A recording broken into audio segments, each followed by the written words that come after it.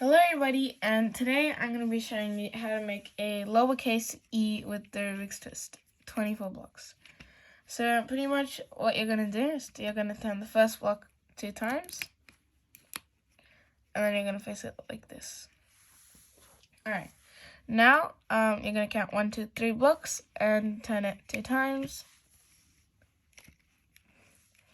Alright, now count another 3 blocks and then turn it 2 times. Alright, now count another 3 blocks and then turn this 4th block like up, sort of, like on an angle like that. Alright, now count 1, 2 and turn this 3rd block down like this. So you'll notice it's above this block. Alright, now you're going to count 1, 2, 3, 4, 5 and turn the 6th block down.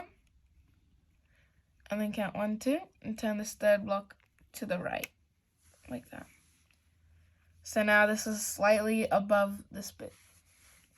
So it goes up and then it goes back down. Alright, now count 1, 2, 3 and turn the 4th block 2 times. And there you go, you have an E.